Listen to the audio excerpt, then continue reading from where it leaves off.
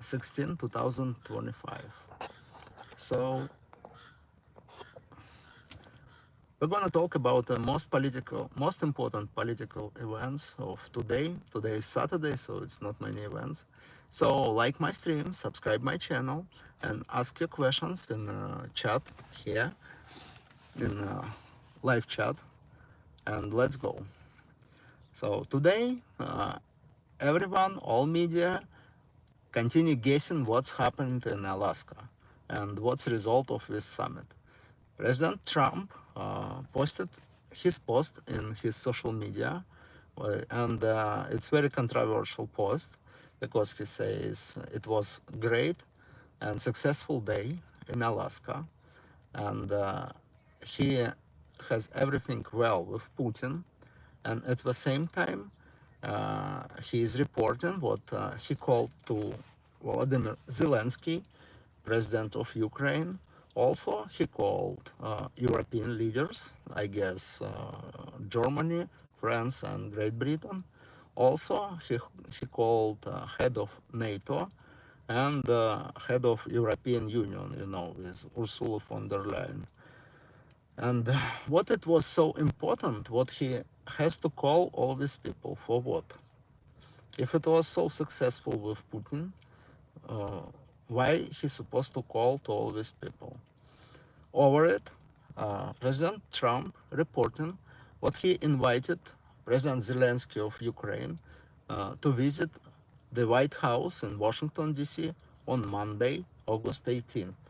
So it means President Trump really has something to say, and President Zelensky already responded. He will come on August 18th, on Monday afternoon. He will arrive to White House to talk with President Trump.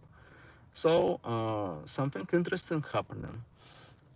All mainstream media were, we're supposed to know more than we know. But what I'm looking, I'm reading, and we're guessing. We don't know what's happening. So it's again, I was sure after this summit it's gonna be more transparent. The situation gonna be more transparent for us, but no, it did not happen. It's still secretive, and it's really weird because we don't know what to expect, and it's really weird.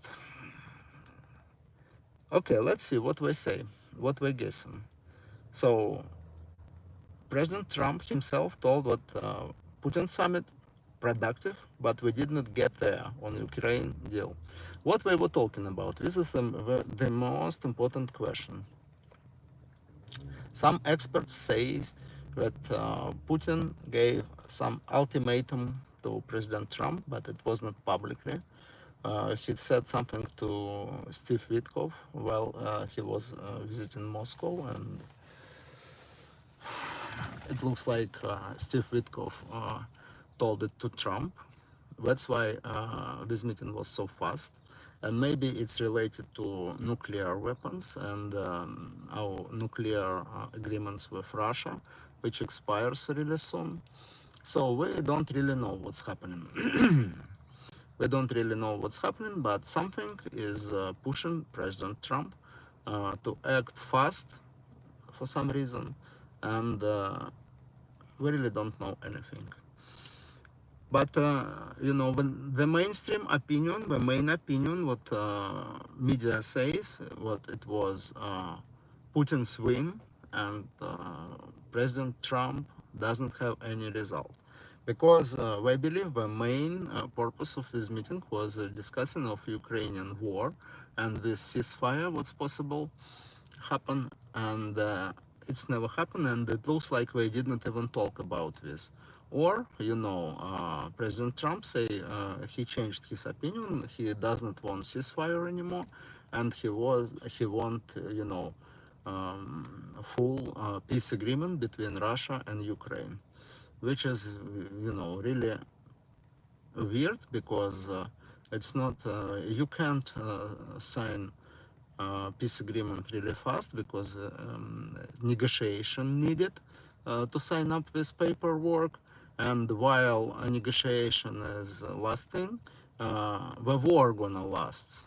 And this is a big problem because a lot of people dying every day, and Putin is taking more territories than he have, and this is a really big problem. So let's see what's gonna happen. But it looks like, and yes, President Trump called Alexander Lukashenko, president of Belarus, and he is, a long time ally of Putin.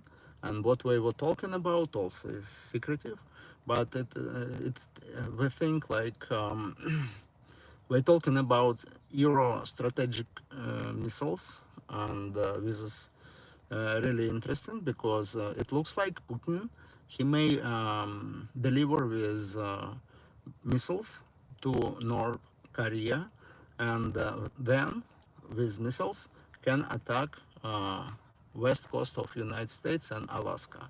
And this is a real threat. This is a real threat to America, and we have to find a way how to defend ourselves. So it's actually blackmailing. It looks like Putin is blackmailing President Trump, trying to push him in the right direction. And this is why President, with Putin, he says what these territories is not the main thing what we are talking about. The main thing is reasons why this war happened, and it's supposed to be we're supposed to deal with these reasons, and only after this the war can stop. And still, mainstream media uh, discussing the situation with territory swap, but I'm sure Putin will not give anything, any square feet back to Ukraine, because he believes Ukraine is failed state, and Putin doesn't recognize Zelensky as a president of Ukraine because his term is expired, and he is oversitting on this place, and it's a lot of problems which we're supposed to set up before peace agreement. And it looks like this situation, Russian-American relationship, now we have few levels, and we can see only the upper level, which match people's expectations. It's a Ukrainian war and ways how to stop the war. But I guess Putin go deeper and trying to talk to President Trump about this deeper, because it's whole world security, and it's nuclear problem. So so Putin is threatening President Trump with nuclear weapons. And also, we can't forget about China. China is getting ready to attack Taiwan, and Russia will play together with China. Russia will attack on European theater, military theater, and China may attack on this Taiwan in the Pacific region. So guys, give me some likes, please, and ask your questions. It's nobody in chat for some reason. Ask your questions, please. Let's talk about this. Let's discuss, because it's really, important, and it's really a historical event. People compare this situation with, Munich 1939, when Prime Minister of Great Britain, Neville Chamberlain, made deal with Hitler, and they split. They gave this Czechoslovakia to Hitler, and they believe it's Hitler not gonna start the war. It looks like the same, but the war is already happening, and now we wanna stop the war, but we don't know what really Putin asked, what's the main interest of Putin. If he wants to return all these territories and the zone of his influence in Eastern Europe, I don't know if President Trump can discuss this situation, because It's democracies in Eastern Europe, and the people supposed to decide. And they will never go back under Putin because they were fighting for independence for many years after World War II. It was huge resistance over there. And during they were in, the Soviet bloc, these countries, where people were resisting this Soviet bloc. You remember, it was triumph revolution in Hungary. It was triumph revolution in Czechoslovakia, and everything finished really bad. So we don't know what may happen, and definitely these people not gonna go under Putin again. And doesn't matter what President Trump may say and promise to Putin, these people not gonna go back to Soviet past. They wanna go to the future. They wanna live. They wanna be happy. They don't wanna be under Putin again, under Russians again. So the situation is really complicated, and I don't really see the pathway out of this situation and how to set it up. And the only problem of this situation is Putin.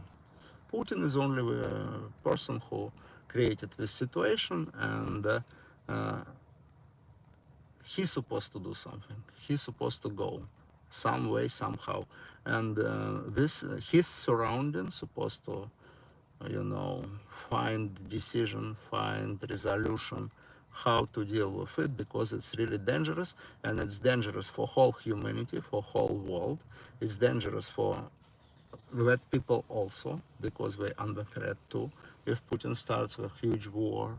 So I guess we have to talk with these people who surrounds Putin in his life, his children, his daughters, and his friends. It's a little bit a small crowd around him, which he in friendship like for many years from his childhood. He's still with that people, and maybe we have some influence on that people.